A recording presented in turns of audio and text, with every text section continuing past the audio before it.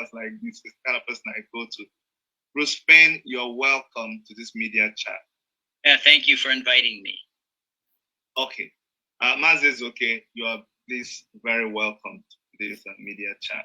Thank you. It's always a pleasure to have you. Thank you very much, Chidi, and thank you very much, Bruce Fein. I believe we would have a very well-informed conversations to unpick the nitty-gritties as contained in that document. So, Chidi, you might go ahead. Okay, thank you so much. Now, Bruce Fein, I wouldn't want to mess things up. I want you to do us the honors of explaining to us this document, which is now in the media space. What is it all about?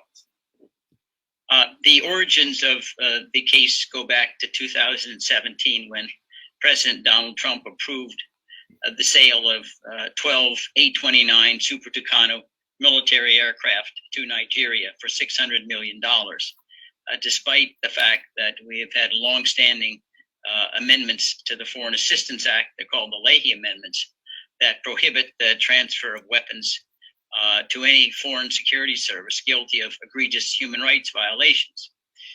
It is quite obvious, based upon President Buhari's statements insinuating he's involved in conducting a second edition of the 67-70 genocide of Biafrans, that these weapons will not be used against international terrorists. They'll be used to continue the genocide against Biafrans in the Southeast.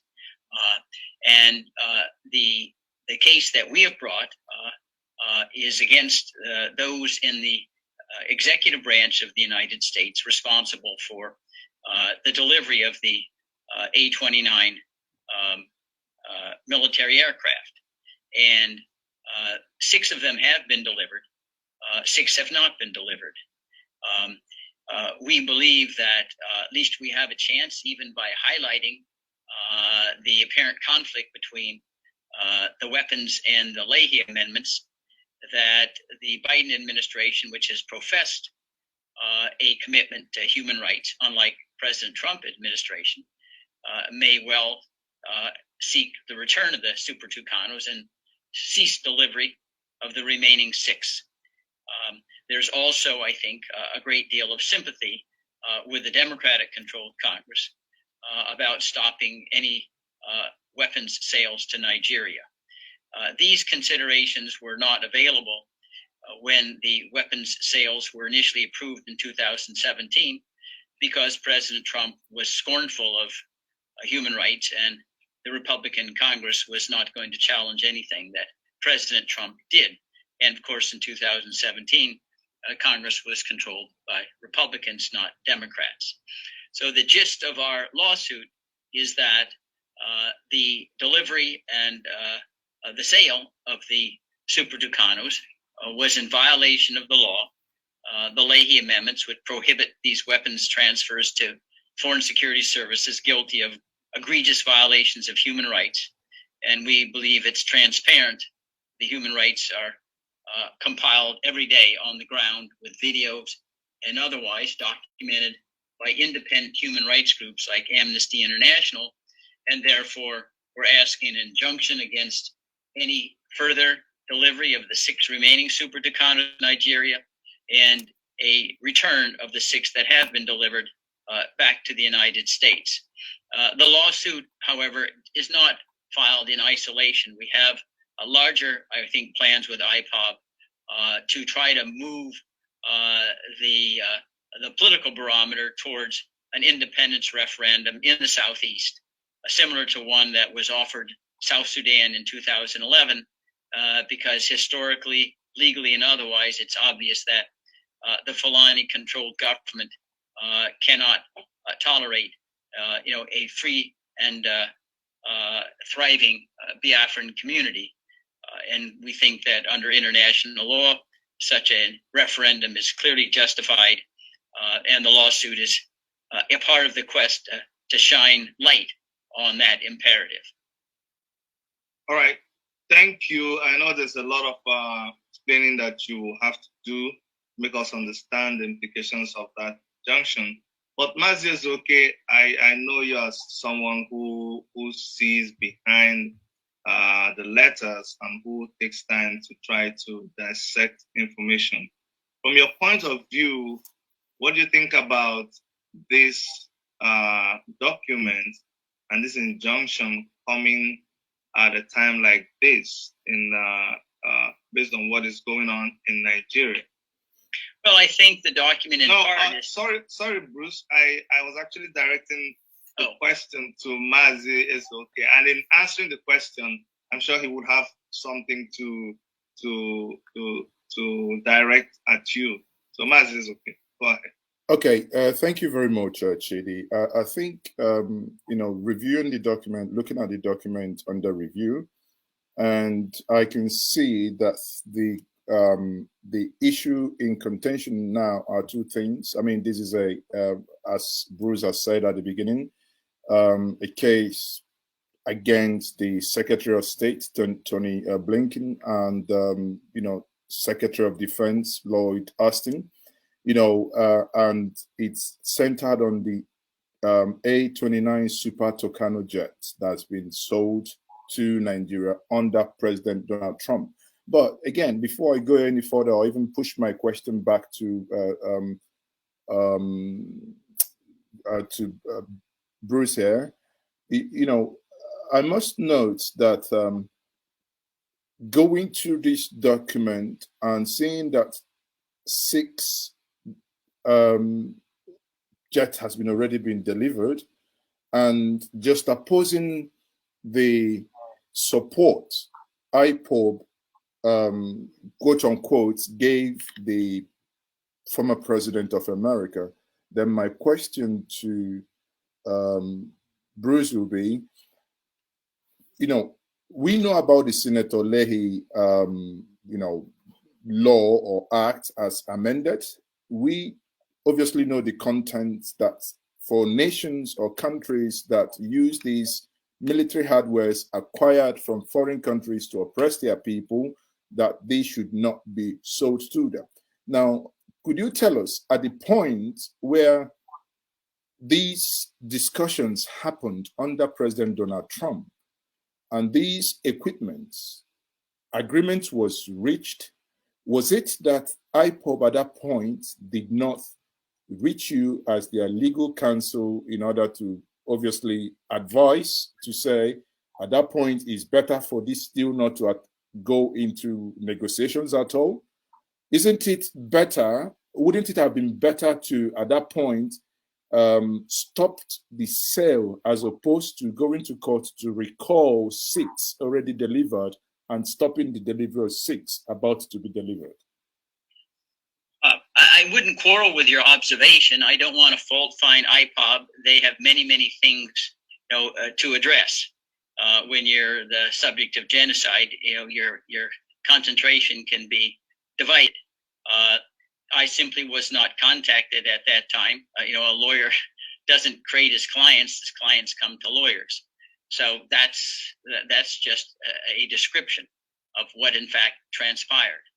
But I'm not inclined to fault find others. I don't know what the circumstances were. But ideally, a lawsuit would have been filed within days after the sale was approved. It's obviously more difficult to undo something than to prevent it from happening in the first instance. But I think serendipitously, in some sense, the belated filing is a little bit to our advantage. First of all, it's open and notorious that President Trump was very, very hostile to human rights, and he wouldn't care whether or not the weapons were utilized to commit genocide. He used very derogatory and indeed vile language at one point to describe Nigerian immigrants, you may recall.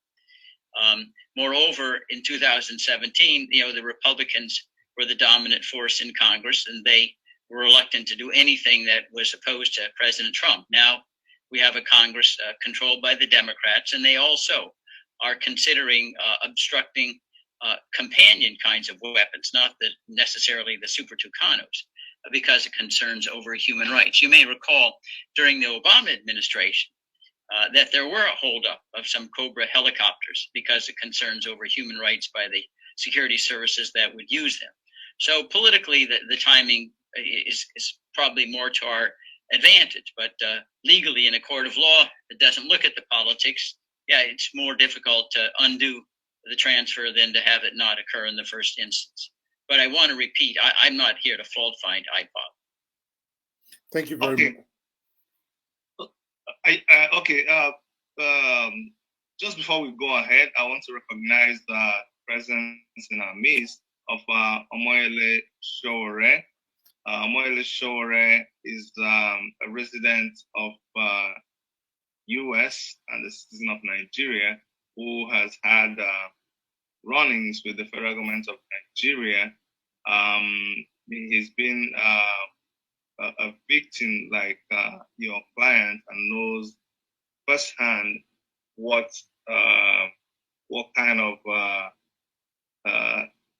of institution is the Federal Republic of Nigeria, and we're pleased to have him in our midst. Mr. Omoyele Sowore, you're welcome. Thank you, Dr. Chidi, for bringing me on. I also want to thank our other guests and panelists. I'm sorry that I came in a little late. There's always something happening in Nigeria every minute. So I got pulled away to another issue, which is also a human rights issue. Because you're aware we have some people who are in detention because they put on Buhari's t-shirts. So, Dr. Chidi, pardon that I may not be able to turn on my camera. I'm laying down because I have stomach flu. So, but it's good to be here, and just take it away as usual, and we'll talk about what we know from this end, what is going on, and why we think the lawsuit that just been filed by Bruce Fein is very timely and important, because I think we have to understand that Nigeria is going through full-blown tyranny at this point. So when you have rogue regimes who go out of their ways to abduct citizens, kidnap people from outside the law, outside international law, everything must be done to stop them before they start carrying out full-blown genocide. So they're doing them already. Some small, they're carrying out massacres now here and there, but ultimately they want to go in that direction, I think. So what Bruce Fein has done, I read part of it, right, is most welcome. I mean, what IPOB has done in filing this suit. I'm not a lawyer to determine whether I would survive or succeed or not, but the fact that it's out there is very, very important. Thank you very much, Omoyele Sowore. Bruce Fein, I'm going to ask you a question like the layman on the streets of Nigeria. And I want you to give some confidence to the man on the street in Nigeria who sees the government of Nigeria consistently and persistently over time flout court orders and just go ahead and do whatever they like, ignoring international laws and statutes. What confidence do they have that the American government is able to carry out, assuming this case succeeds, the American government is able to compel the Nigerian government to abide by whatever the laws in America ask it to do? Well, I think that the respect that is commanded by United States, federal courts is greater internationally, certainly, than in Nigeria's compromised judicial system. And the price that the government would pay in Nigeria for flouting a U.S. court order is a different order of magnitude than disobeying, their own laws. I would add as well that Nigeria has to recognize that the United Nations Security Council, under Chapter 7 of the UN Charter, could conclude that the flouting of law and the genocide in the Southeast is so horrendous that it creates a danger to international peace and security. Those are the magic words that authorize the Security Council to use military force to intervene to rectify the situation. And I've suggested that it could be that the Security Council, when presented with proper evidence, could mandate a referendum for sovereignty for Biafra because of the threat to international peace and security that is created by President Buhari's current campaign of genocide and flouting every law that would arrest his ability to rule by decree and implement, the Fulani Sharia standards that already are present in 12 of Nigeria's states. So Nigeria has to be concerned about the ramifications. It's not able, I do not believe, to thrive if it's the subject of complete international isolation, being treated as a pariah country similar to South Africa when it was operating under apartheid. There are remedies, as it happened with South Africa, that could result in the expulsion of Nigeria from the United Nations for not subscribing to United Nations treaties like the Universal Declaration of Human Rights. Now, I don't want to be overly, Pollyannish and thinking that we can snap our fingers and Nigeria will become a government that complies with the laws. But we have to do our best, and certainly experience teaches that it is possible to convince governments that they better turn square corners if they don't want to avoid, complete, international ostracism. And I say one example is South Africa, which led to the transition away from apartheid into Nelson Mandela's release. Okay. So Chidi, may I take the next question? Because Go ahead. In his comments just now, he mentioned about mandating referendum. He mentioned about that. Then I have two questions for you, Bruce Fein, here. One is, you talked about mandating referendum, and I would want to know, is referendum part of the mandate from your clients to demand via these courts, via this suit? And if yes, second question thereof will be, is United States of America able to intervene in another jurisdiction in a different continent to affect any push for referendum? It's a wonderful question. The lawsuit itself kind of sets the stage for a referendum, but it doesn't ask for one because a referendum is not the remedy for illegally selling and transmitting super tucanos to Nigeria. But the intellectual foundations are set by the lawsuit. The referendum can be authorized by the United Nations Security Council. The United States itself was instrumental in securing a referendum for South Sudan in 2011, which basically established a separate sovereignty from Sudan. And that was a referendum that was organized and conducted by the United Nations Electoral Unit. So there is precedent on that score. The United States would not be acting unilaterally, but under, say, the United Nations Charter, and Nigeria is a member of that charter, Chapter 7 would authorize a referendum of the type that I've described. And it has happened in the past. And also think about this, it's not at all an anomaly. Even in countries that don't necessarily suffer from the same kind of strife and upheaval that we're witnessing in Nigeria, Britain offered Scotland an opportunity to vote independence. Canada offered Quebec an opportunity to vote for independence.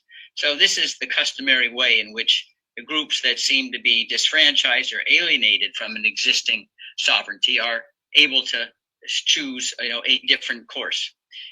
When Nigeria became independent in 1960, it never followed the decolonization principle of the United Nations General Assembly, which is to give the peoples involved in decolonization a right of self-determination.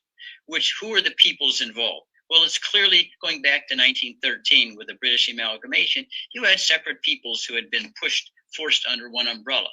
And it's a little bit of an oversimplification. You had the Fulani, the Yoruba, the Biafrans, all forced out of the divide and conquer theory of the British under one sovereignty for the convenience of the colonial ruler. But they never, ever were given a chance in 1960 to say, do I really want to continue under this British forced umbrella, as opposed to deciding to go their separate way in a peaceful transition. And that is exactly what we're trying to remedy now, where it's been shown beyond any kind of doubt that the Fulani's livelihood is plunder, killing, and maiming Biafrans. It's unfortunate, but we can't blind our eyes to what all the world and all experience teach. And that's the kind of historical evidence that justifies a referendum for separate sovereignty. It would be best for all involved if this could happen. Thank you. Thank you so much. Omoyele Sowore, would you want to comment on this flouting of court orders by the Nigerian government? And you have an experience with this. It's happened to you a couple of times. Could you just give us an insight into how the Nigerian government has perpetrated this a lot of times? You just told us that you came from, you've been monitoring the situations at the court where I'm sure there was a court order and it was flouted before. And just give us a little bit of insight before we continue. So, well, the Nigerian state is a paradise for men and women in office, elected, selected, or appointed, who engage in impunity. But the Buhari regime is single-handedly probably been the worst in recent times. What it turns out is that this, in his modus operandi, in 1984 and 1985, that was between, he got into power in 1983, I think around December. So, but his real tenure was between 1984 and 85, and he was kicked out of power in a coup in 1985, August specifically, it was in August 1985. And then he was using the Nigerian security organization known as the NSO to carry out the same things, enforce disappearances, illegal arrests, and disregard for lawful orders of courts. And that's exactly what they're doing today. They did it to me. I was granted bail twice. I was released, and on one occasion they came to court and abducted. We have several of these cases of just disregard for lawful court orders. Sadly, also the judges are not strong enough to stand by their orders because they're afraid. And importantly, most of them are engaged in corruption, so their hands are not clean. So they use all these things on the ground to put pressure on them. So with regards to whether they will respect a judgment obtained in the US, I guarantee you they will. If it's something that would affect the fortune of, say, 5 weapons from the US, they really need weapons from the US. And if there's a decision by a US district court against them, they have no option than to respect it. And the US district court, if it takes a position on the Nigerian state and the rogue elements within the state, it could extend sanctions against them. So they know all these things, and that's the reason why I think this is in the right direction. I'm more on the side of direct action regarding these criminals.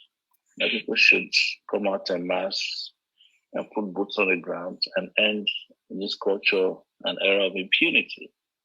But I also think we cannot rely on just one method and one strategy, and one idea how to go about it. So it's important in that regard that we just understand the kind of people we're dealing with. I would imagine that you guys are already aware that even when the judge gave an order last week that Nnamdi Kanu should be allowed access to his counsels twice a week, immediately they started flouting the order. They didn't allow them to see him last week. I've not checked with them to see if they were able to see him today. But that's the way it is in Nigeria right now.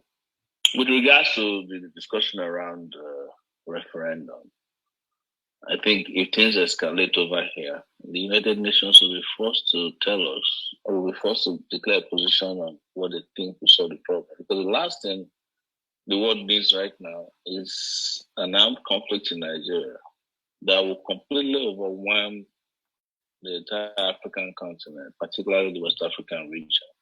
And that might help push the UN in the direction of intervening in a way that say, hey, wait a minute, we understand the issues, since you don't have leaders that can solve the problem.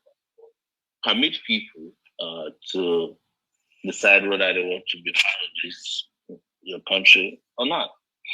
The question is, can you also trust these foreign powers to organize a free and fair referendum in Nigeria? That's the question that we have to answer or discuss, in another symposium in the future. Thank you. Okay. Thank you. Thank you very much. Chidi, again, permit me here. Thank you very much, Sore, for that insight. And if I come back to, I want to stay with these documents that I think is a 12-page document that's under review, that I've gone through and I've read, and I'm just thinking, Bruce here, again, thank you for the insight given so far. May I ask you this question, which is, you are aware the role played by the current American president, Joe Biden, regarding the condemnation and working against British interests as it concerned the South African apartheid regime. Now, coincidentally, in this time as it concerns Nigeria, you've made a reference, kind of a comparative analysis before to it. My question to you now will be, knowing the antecedents of Joe Biden in the past, do you think that Joe Biden might play the same role he played then as a senator, but now sitting as a president, to see that that manner of structure that existed in South Africa that appears to be somewhat in some quarters, as some people may argue, do you think he might play a role in in seeing that is stopped? Well, certainly it would be consistent with President Biden's overall philosophy towards human rights. Remember, in South Africa, we had what was called the South Africa Comprehensive Anti-Apartheid Act of 1986. And as part of the strategy to dismantle apartheid, the United States imposed very, very strict sanctions on South Africa that very much crippled its economy. And for a variety of reasons, ultimately it succeeded. And I do think that President Biden, when confronted with the horrors in Nigeria, could well sponsor similar kind of legislation that would target Nigeria until and unless it had either held referendums or certainly rewritten its constitution to provide the Biafrans with the kind of autonomy necessary to protect themselves. At present, they are virtually politically helpless to prevent the kind of genocide and daily humiliations, assault, and injuries that are inflicted by the Fulani-controlled government. And it's especially, I think, favorable on that score that it is very clear, I believe, that Nigeria now has become a haven for international terrorism, bleeding through Boko Haram and otherwise into countries like Cameroon, Mali, Niger, which is, of course, a very high priority of not only this administration, but others as well. So it's certainly a possibility, and I should be concerned to President Buhari. The United States, with President Biden, is not indifferent to human rights. We've got a different commander-in-chief than President Trump, who could have cared less about human rights. Indeed, even when we had our Washington Post journalist Jamal Khashoggi assassinated by the Saudi Arabian crown prince, said, well, we make money selling weapons, so that's not going to stop. But that's not the regime we have with President Biden. So basically, it means that the Nigerian president must have issues and concerns to worry regarding issues surrounding, human rights abuses, as long as Joe Biden remains the president of America. That is correct, and that's reinforced by the fact that we have a Democrat-controlled Congress, and the chairman of the Senate Foreign Relations Committee, Robert Menendez, has clearly indicated human rights is of major concern to him. And that's why, as we're speaking, there are a host of other, what I might companion weapons deals that Congress is now holding up because of concerns over human rights violations in Nigeria. I say under President Obama, and remember, Joe Biden was President Obama's vice president. We refused to sell Cobra helicopters to Nigeria because of human rights concerns. And that was when Vice President Biden was instrumental in the inner circle in providing advice to President Obama. Yeah, but if we go back to during Obama's time, the former the governing party then in Nigeria, called the People's Democratic Party, the PDP, actually accused the opposition then, that is the party of President Muhammadu Buhari, as being the brain behind the non-sale of arms to Nigeria to fight then Boko Haram and other insurgent groups then. So do you think it had anything at that point to do, do you think it had more to do with the political parties and the oppositions coming to America to influence that decision? Or do you think under Obama's presidency, it was more and categorically to do with human rights abuses? Well, I think it related to human rights abuses, to be candid, that have been, unfortunately, almost epidemic for many years. It rises and falls, but I think it's reached a new plateau with President Buhari, who had given kind of a dress rehearsal for what he was going to do when he was a military dictator in 1983 and 1985. A leopard doesn't change its spots. But I do think in 2016, the administration felt that these kinds of weapons, oftentimes that are hijacked to oppose or to be used against political opponents rather than international terrorists. So all I think 2016 shows is that the United States has indicated a willingness to say we're not selling weapons to countries that are unable to keep the weapons out of the hands of those who are pressing Biafrans and others in Nigeria. I have a question. I want you to help us here and be clear on that. A lot of times, there's been a boast that the American government is really not concerned about the issues in Biafra, okay?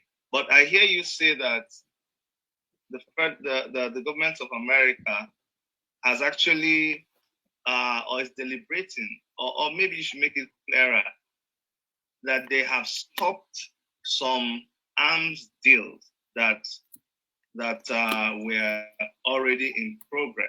Would you want to clarify on that? Yes, there are a lot of other, weapons sales of ammunition, and I think some of the Nigerian press has reported on this, that have been put in abeyance, if you will, because of concerns that have been voiced by various members of Congress, and say that's even though it wasn't successful, that was used by Congress to try to block sales of weapons to Saudi Arabia. So there definitely is a constituency in Congress that takes the Leahy Amendment seriously. After all, Senator Leahy himself is chairman of a very important committee, the Senate Appropriations Committee, and Congress feels especially solicitous of statutes named after one of its prominent members to ensure that it's properly enforced. And the language is quite clear. If you have security units engaged in egregious violations of human rights, they can't get U.S. weapons. And anybody who has the least familiarity of the ongoing convulsions and strife in Nigeria knows of the human rights violations. They're daily, and you can see them in video. It's not complicated on that score, even though it's rather grisly to look at it. And I do think that in the United States, we do have a human rights constituency. It's not the only one. There are other elements that come into play. But to be candid, Nigeria is not a country that basically advances our larger United States global interests, if you will, on national security matters. Mr. Buhari, if you want to say it, insofar as the United States has become at least suspect at majority Muslim countries after 9/11. He's taken Nigeria into the Organization of Islamic Countries.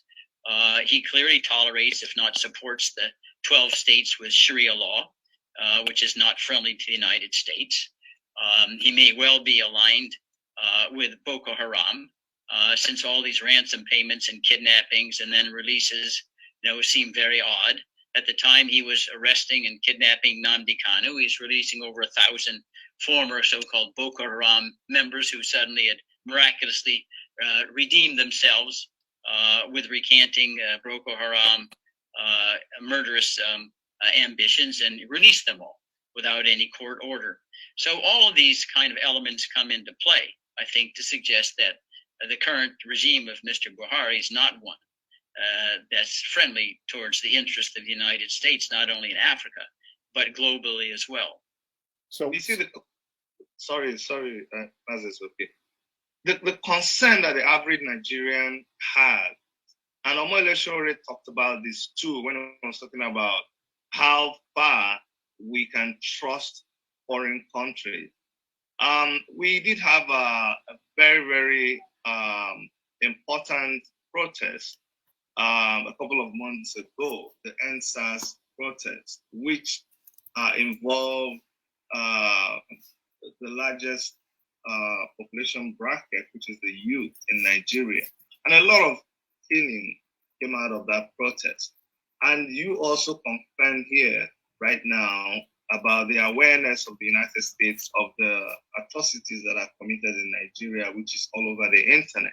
But it seems like, I don't want to say that the United States pays a lip service to these things, because people seem to wonder how many people need to die, how many of this mayhem, what's the extent to which it has to get before we see a decisive action from the United States government. Well, I mean, I understand the United States is not a saint. Countries have interests, realpolitik oftentimes trumps human rights. But remember, even in South Africa, Nelson Mandela was not released overnight. It was a long struggle. And it's very, very tragic that people die or are maimed in the interim. But, international action doesn't happen overnight. Say South Sudan had a referendum in 2011, but in the interim, there are a lot of people who died, and they didn't come back to life with the referendum. So that's all I can say. For those who are confronting, the danger and the possibility of death every day, I understand it's a little solace, but I'm just describing reality out there. This is not a problem that's unique to Biafrans. We're confronting now other peoples around the globe: Uyghurs in China, the Rohingya in Myanmar, the minorities in the Democratic Republic of Congo. Many other people, unfortunately, confronting similar kinds of crises as Biafrans. We need to focus as fast as we can to move as quickly as we can. Sometimes it's kind of freakish things that happen and give life to a particular political momentum. A particularly graphic video. You may recall years ago during the Vietnam War, we had this picture of a young naked girl running down the streets of Saigon with napalm burning her hair. And that kind of brought the war to a close far faster than otherwise. Things like that do have an impact, but part of the approach and the reason for the lawsuit is the more that we can get people to understand and focus on this problem, because it's oftentimes buried in the minds of many who know nothing about what's happening in Nigeria, the more likely we'll get the consensus and the ostracism needed to bring this tragedy to an end and finally culminate in an independent Biafran country, so we don't go back another 30 years and we have another reenactment of the genocide, just like we're doing now following the 67-70 war. So would you say that the actions of the people who are in the country and who are experiencing these atrocities, their actions would help to speedy the reaction of other nations to what is going on in the country? Like, I acknowledge the importance of this legal strategy, but would you agree that the actions of the people within the country would help to speeden the effect of the legal action? Yes, there's no doubt that it would. On the other hand, I'm very, very cognizant of the fact that the brutality of the Buhari administration means someone who stands up and makes a protest and calls attention to the atrocities risks being exterminated. We know what the ability and the inclination of the Buhari administration is to retaliate. Nnamdi Kanu is a perfect example. They go to his home in 2017, try to murder him, take guns and kill many of those present at his premises. And his maltreatment today, they may try to kill him through the withholding of medical care that's urgently needed. So it takes brave people, but that's to be commended. I remember perhaps one of the bravest things I ever saw was Tank Man. Remember during China and Tiananmen Square, man just laid down and said, "The tank, you go ahead and run over me." It wouldn't do it. They knew what would have the international reaction. So yes, to the extent that the Biafrans can stand and make it clear, they are not accepting this because the administration of Buhari wants everyone to be silent, so no one hears, see no evil, do no evil. It just doesn't make any ripple effect. But the fact that you're standing up and protesting despite the risk does focus international attention on it and will accelerate the ability to bring this tragedy and the genocide to a close ASAP. Mazi is okay. Okay, thank you very much, for the answers provided so far. And, sitting down, listening to, obviously, you are not in a position of authority to have taken some certain decisions. But when we talk about America as a country and its government, you mentioned about Obama before, then I'm sitting down here thinking, if American government, with all their arsenals in terms of intelligence gathering and saying these things that is coming from the government today, then one would then want to question the support this same American government under Barack Obama that did not sell arms to Nigeria at that point, who apparently knew what was also probably was in the offing. Then I question how come, you know, that administration gave so much support to the realization and to the point that this current administration came to power. Well, I believe that, as you well know, throughout Africa and certainly Nigeria, corruption is a huge problem. And corruption under the administration of Goodluck Jonathan, maybe reached epidemic proportions. And there's an idea, well, if you look at something that's bad, you think anything that will replace it will be an improvement. Failing, certainly in this instance, to examine what Mr. Buhari had done when he was a military dictator. And nothing since then indicated that converted to being a Democrat. So the idea was, well, at least we'll strike a blow against corruption in Nigeria by supporting the opposition. Then, failing to see, we ended up a cure worse than the disease. It's not unique to Nigeria. I think if you look what we did in Libya, we went in, overthrew Gaddafi, and now we have chaos. It's worse than it was then. So there can be blunders made by the United States. Even if the goal is benevolent, there oftentimes can be myopic, and I think that clearly was true with regard to supporting, a change of administration from Goodluck Jonathan to Buhari. Well, I'm happy you said that somewhat, but it means I can put it out there that America misjudged, and because when you mentioned about corruption, actually, many commentators, it's remained to be proven or seen, but many people would agree, and many people do say, which I believe you do read as well, that corruption under this government made Jonathan's like a baby learning how to crawl. Yeah. Yes. A wonderful analogy. Yeah. Well, okay. So having said that, now let me quickly make a point something. Now in Nigeria, we have about 875 million naira, $875 million deal, arms deal with America. I think you alluded to it before, that is slightly being questioned now.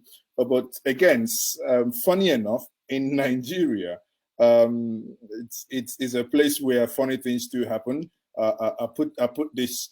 The information minister says federal government not aware of 875 million ammunition deal with the US.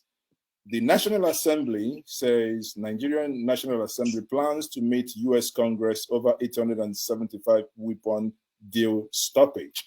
Now, I mean, the funny side of it that in one government, one doesn't know, the one that ought to know the information does not know that this information exists. And the other is saying, okay, we are going to meet the Americans to discuss this. Now, my question to you is this conversation happening now, both the denial and the one trying to meet the US Congress, is it happening because of the actions you and your clients have taken? But I think there are many factors usually contribute to important developments. One factor alone usually is not completely decisive. But I do think the actions that we have taken, which is not only including the lawsuit, but we've written letters as well. The Secretary of State to probably half a dozen members of Congress have called attention to what has transpired, in the Southeast. And I think it's kind of got a boost, if you will, in a tragic way with the kidnapping, the torture of Nnamdi Kanu, which further underscores, I believe, the lawlessness of the Buhari administration. And I do think that's why overall there's a reassessment of our approach towards Nigeria that is kind of crystallized. And the lawsuit, I think, is part of that influence. Okay, thank you. So, Chidi, pardon me, I asked this question, then I'll let you. And this question is, let me play the devil's advocate here. And in playing that devil's advocate, Bruce Fein, I have the following questions for you, which is, now, does it concern you the implication of what an arms embargo could do to Nigeria, bearing in mind that Nigeria is and will be needing ammunition to fight bandits, ISWAP, Boko Haram. The last one, which everyone agrees that they do not want to touch, which is the herdsmen, or which we locally here call killer herdsmen. You know, if this is stopped, is that not going to jeopardize the fight against these monsters trying to destroy the lives of people within the entity called Nigeria? Well, a couple of responses to the question. First, I don't believe that the Buhari administration is serious about trying to curtail Boko Haram or the herdsmen. They acquiesce if they don't encourage these brutalities. Ask yourself, on how many occasions has the Nigerian government prosecuted a Fulani for murdering a Biafran? And I think the answer is zero, complete zero. Correct. So what is it that we're preventing? The government isn't going to be using weapons against them anyway. You may recall that Buhari himself was a spokesperson selected by Boko Haram as far back as 2012. And there's certainly substantial grounds to believe that Buhari really was suggesting that he would, in supporting Boko Haram, ensure that the Goodluck Jonathan administration had no success at all, because only a northerner could sort of bring Boko Haram to account. And that was a campaign, at least theme, in 2000, for that led to Mr. Buhari's election. So it seems to me that the arms embargo is not going to curtail to the extent that there's any ongoing effort to arrest Boko Haram and the herdsmen in any event. Further, the fact is that even arms embargoes, as you know, they're very seldom completely successful. There are all sorts of international black market deals with arms. It's unfortunate, but I've never known a war to end because one side said we don't have any bullets anymore. You're able to find scoundrels to provide it anyway. But at least the United States shouldn't be complicit in this. But I say the larger question is no, this will not at all. An arms embargo would not compromise the fight against these international outlaws. Okay, thank you. So Chidi, I yield to you. Okay, thank you so much. I'm going to come to you, Omoyele Shore, because there's a reason why we needed your input in this discussion. You are a resident of United States of America. The Congress intervened in your case at the time. You had senators fight concerning your case and are still fighting because your case is still in court. But the area I really wanted you to help us out here with is the fact that you're a friend to Mazi Nnamdi Kanu. You held meetings with him, particularly the meeting you held in New York, which I was present at. And you have kept very close monitoring of activities concerning Mazi Nnamdi Kanu. We saw how you showed up in court.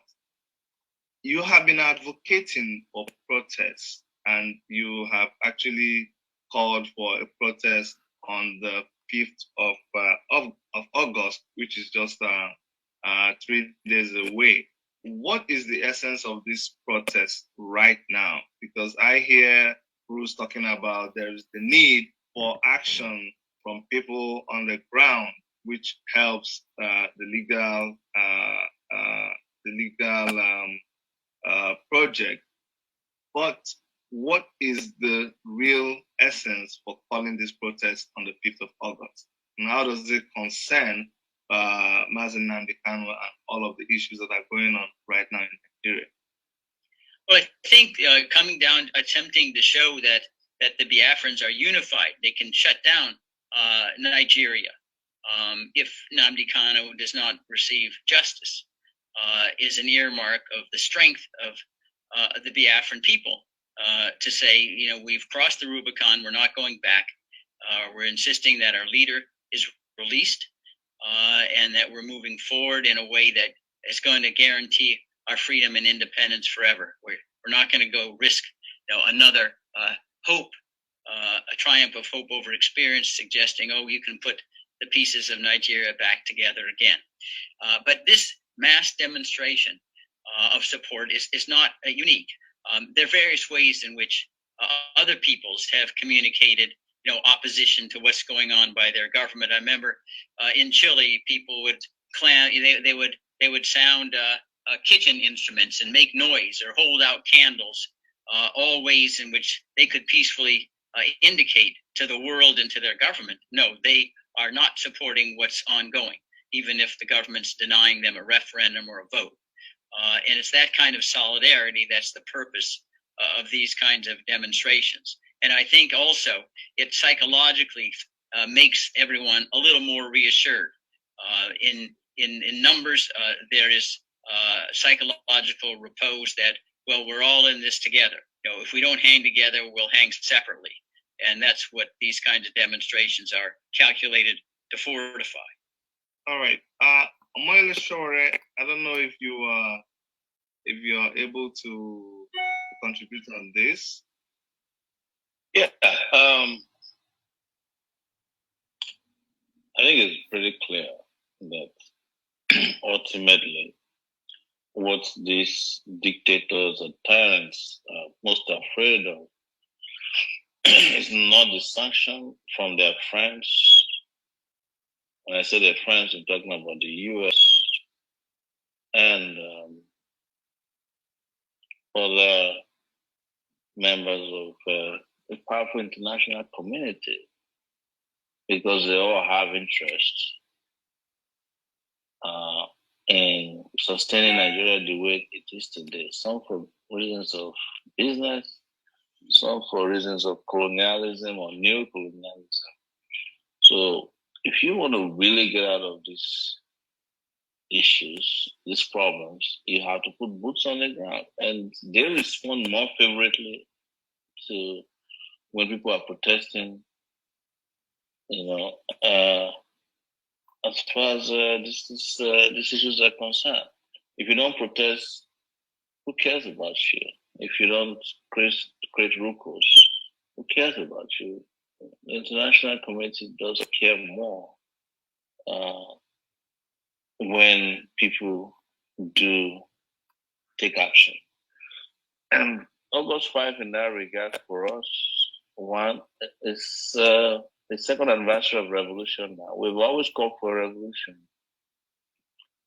Instead of even this whole idea of breaking up Nigeria, because we know people who are running Nigeria down from all parts of the country, Igbos, Yoruba, Ibibio, you know, Numa, anybody, Hausas, Fulanis. And then we're more interested in breaking the back of this oppressive class as opposed to fighting in silos. So, but 2021 August 5th action would be dedicated mostly to victims of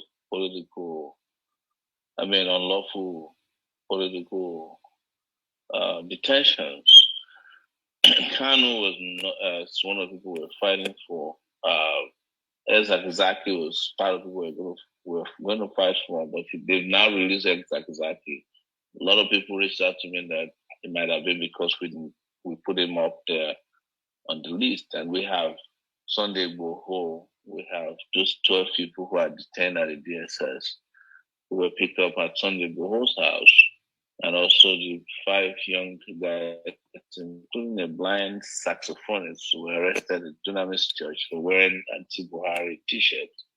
So that's what it is, and we're calling on our Biafran brothers who completely support their plan to shut down the markets, engage in peaceful protests or marches. We just want them to start from August 5 as opposed to August 11. If you ask me if this is well done, it's well coordinated, and It's the unity of the oppressed, which we always call for. These people can't handle us if we unite. So that's what August 5 is about.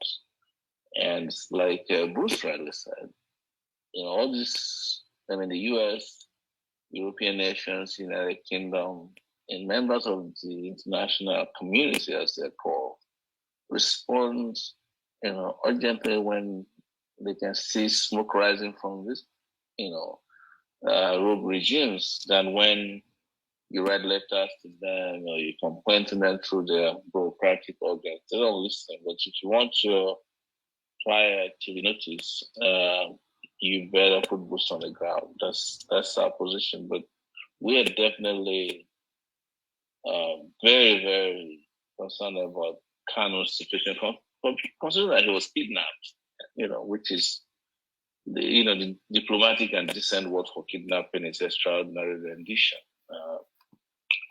And put in detention in Nigeria, that's unacceptable to us because we understand what this means. And we want to make it clear that we're not opposed to groups that are seeking self-determination. We just feel like a revolution would be ideal instead of breaking up Nigeria, into small ethnic enclaves. So that's it.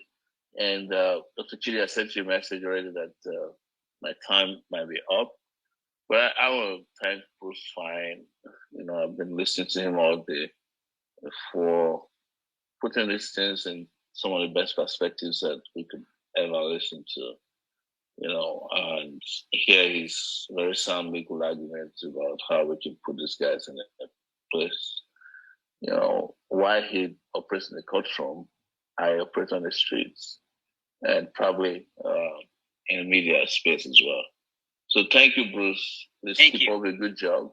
Yes. Thanks. Thanks so much. You guarantee that we will support all your efforts that will help liberate Nigerians, liberate Biafrans, liberate anybody that's in bondage. And I guarantee you, a lot of people in bondage in Nigeria who are not even Biafrans, all across the country. In fact, there are Fulanis who are in bondage.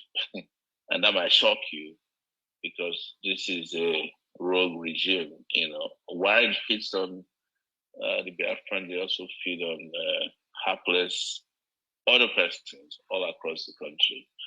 So let's keep, working together. Let's keep the pressure up. And Chidi, my brother, thank you so much for bringing me. And you are in safe hands. You're in better hands. I picked a lot of ideas from Bruce today. And one of it, that I really like is when he was talking about how Nigeria did not go through proper decolonization. Nigeria never goes through anything. They never do anything proper. Even if you go to the Olympics the other day, where they were supposed to put a male, they put a female and they mixed relay race.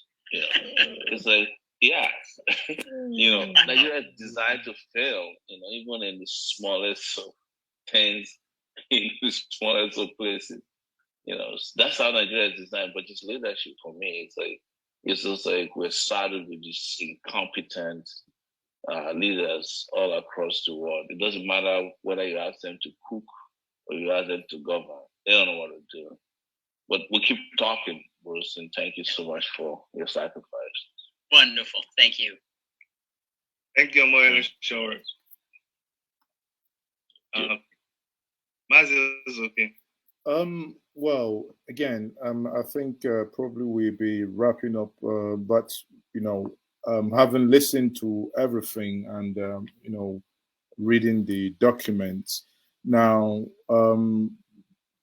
I would be doing injustice to many watching now who have listened to this document in question and this suit without asking the following question. I mean, Bruce, do you have, based on these 12-page documents that you've now, that is a suit against the Secretary of State, Tony Blinken, and the Secretary of Defense, Lloyd Austin, do you now have an idea of timeline when something is likely to happen, when, you know, either decision, court processes, and also, do you have plans to visit Nigeria? I mean, maybe field work, investigation on yourself, or are you relying on local partners to gather information as regards to the evidences needed for the prosecution of this case? Let me answer the last question first. Yes, I have plans, you know, to visit Nigeria as soon as I can arrange it, and indeed meeting with Nnamdi Kanu and his Nigerian lawyers as well, to ascertain directly information for the maltreatment and to ensure that, you know, we're on the same page. I've had communications indirectly with his lawyers, with Nnamdi Kanu, but nothing replaces a direct face-to-face communication. There's no chance then for misunderstandings or miscommunications. So I may see you in Abuja soon. With regard to the timing of the lawsuit, under our federal rules, the government has 60 days to respond to the complaint. Once there is a response, I think I would move for what I call a preliminary injunction. It kind of accelerates the case faster than otherwise, saying that it's very likely we'll succeed on the merits and there would be irreparable injury if the Super Tucanos are permitted to participate in the genocide against the Biafrans. But that 60 days sounds like a long time, but I can't change that rule. That's what the government is offered. If it's a private person, there's only 21 days to respond, but the government gets extra time. So that's what we're talking about in terms of when we can anticipate, you know, an answer from the government. Now, let's also remember that it's possible that the administration would change its mind because of the developments, not only in Nigeria, but opposition they're hearing from members of Congress. So we're working that angle as well. So it may well be that the government would just concede that this was a Leahy Amendment violation and not deliver the remaining Super Tucanos and retrieve the 6 that have already been delivered but not yet commissioned into the Nigerian Air Force. Those are political developments outside the technical areas of a courtroom, but we think that the lawsuit itself could precipitate that kind of action. You know that the administration came in, been preoccupied in the short run with COVID-19, with many issues concerning Iran and China.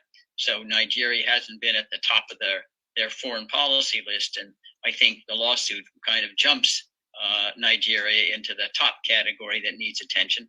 And we think if the policies of the administration under Mr. Biden are followed, they certainly would have second thoughts about continuing to pursue a transaction that was concluded by President Trump.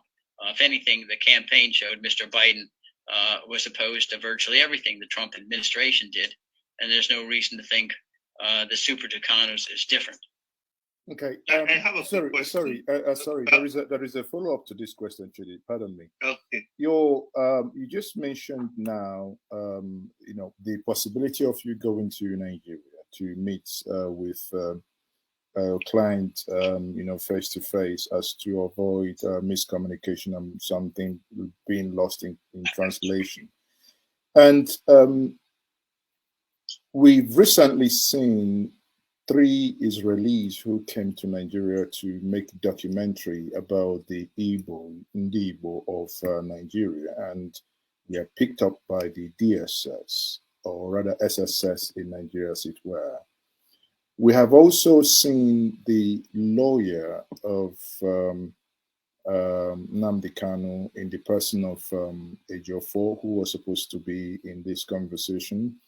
And we've seen how his house was invaded and he feared for his life.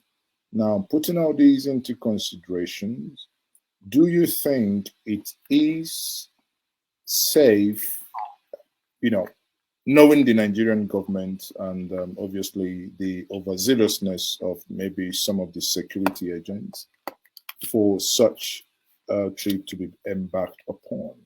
What's your take? But I don't want to be foolish. On the other hand, taking risks is part of living. Otherwise, you wouldn't get out of bed in the morning. And there are many Biafrans are taking far greater risks than I would traveling there. Certainly, these happenings that you've described signal, caution and vigilance. But there's ways that I think I can take protective measures that would diminish very highly the likelihood that anything would happen to me. I can't rule it out, but something could happen to me in the streets of Washington, D.C. as well. I don't want to kind of be boastful, but I certainly know that lots of people have to take risks in any political effort to get justice. And I can't expect others to do what I'm not willing to do myself.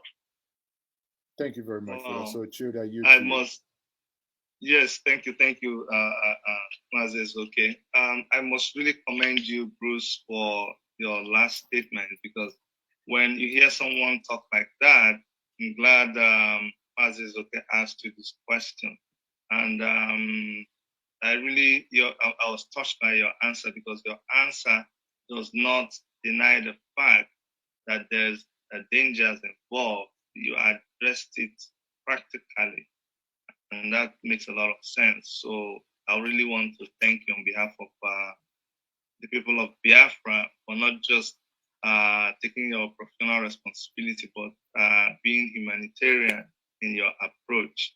Now, while you were answering Mazi's question, you mentioned about the possibility of retrieving the Kanu aircraft.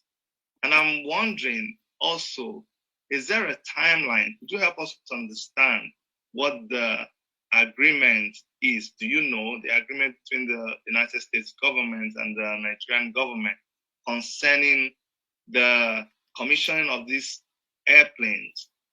Is there a time within which they are supposed not to commission it, and within which time it is possible to retrieve it? Well, I believe, maybe in the next several weeks, the 6 that have been delivered are supposed to be commissioned into the Nigerian Air Force. Now, certainly, I don't think we're going to get a decision in the lawsuit that quickly. But there's no doubt that the United States has sufficient leverage over Nigeria to tell them, okay, we don't want you to make those planes operative until this lawsuit concludes, or we need further investigation. Or otherwise, the United States could seek, other kinds of sanctions, if you will, or limitations on our engagement with the Buhari administration. So there are a whole host of ways, I believe, given the power of the United States, where we could make it clear, if we wish to, that they should withhold making the Super Tucanos operative until there's been more time for deliberation and legal consideration. Yeah, it was important to ask that question, because I know you had talked about a 60-day period for the court to review your injunction, and now you've just revealed that the time within which the government of Nigeria may have to commission this aircraft falls within that 60 days. So that was why I wanted us to know. So yeah, it will be interesting and important to know those other measures that will be taken, since, according to you, I don't think you're able to get like a preliminary injunction to kind of stop this action except after 60 days. Yes, but think of this as well, that when they commission them, I think it will show that they are not going to be utilized against the Fulani herdsmen or the Boko Haram. It'll show that Mr. Buhari was engaged in a fraud and a pretext, in insinuating that the aircraft were being purchased to use against international terrorists. And so the commission said, well, then where are they? You know, where's the bombing of Boko Haram or the Fulani terrorists? Nowhere. So in that sense, it kind of works to prove our case of the fraudulent misrepresentations that he made in order to get the sale in the first instance. All right, thank you. Mazi, is okay if we will be rounding up. So if there's any other question you have for Mr. Bruce, please go ahead. I think we'll round up. My next question is more or less on clarification here. You know, as it borders on issues that had to do with the Tucano jet. Maybe that's partly my ignorance, not knowing the clarification that I'll follow in seek to for answers. In these documents, I read about the use of these Tucano A29 jets, you know, where you have John Doe 1 to 7 as, you know, and individuals who lost their properties and sustained bodily harms. Question them, Bruce, here, pardon my ignorance here. If these Tucano jets are not commissioned, how were they used? No, I think if they're commissioned, if they are commissioned, I think they would not be used against, as Mr. Buhari had represented, against Boko Haram, of Fulani herdsmen terrorists. We know at present there have been aircraft repeatedly deployed by the Nigerian Air Force to bomb and kill and maim Biafrans in the genocide. They're already using an air campaign, if you will, in the southeast. And there's no reason to believe that the Super Tucano wouldn't be used to replace the less modern aircraft with weapons that are more efficient at killing Biafrans and destroying the property. That's what we expect Buhari intends with the Super Tucano. Does that answer your question? Okay, I see you. No, it's no, because let me. I think your question. You think the document is saying that the Super Tucanos that were already purchased have been used. Exactly. Exactly. I mean, that's my understanding of that document. So that's why I was okay. No. They've been delivered, but they've not been used yet. Okay. They may need some additional training or whatever. I exactly. Okay, so the ones, when I read about the A29 Tucano, Super Tucano, so they are not the ones that the 12 in question, 6 delivered and 6 yet to be delivered, right? Yeah. They haven't been used, but other aircraft have been used in the genocide. Okay, that's okay. That clarifies it. Thank you very much. Okay. All right, Mr. Bruce, I really want to thank you for the work you're doing, and I know your schedule is very crazy, but you were able to make out time at a very short notice to come and help us understand the lawsuit that you have instituted on behalf of the indigenous people of Biafra and Mazi Nnamdi Kanu. And we will continue to go through the document, and if there's any need, we would revert back to you, because there's so many questions that we're getting on the comments section that we're not able to deal with here. But please oblige us when we come back to you with these questions, either through email or direct contact, that you help us understand the document more. On behalf of, and I'd like to thank you, Mazi, for just jumping into the thing at the shortest notice. You always do that, and I appreciate you for that. Even though I still tell you that your head is a coconut head, Anyway, it's you're just ending and you're saying it. It's fine. I know you would pay arm and a leg to have your hair look so like a mirror, but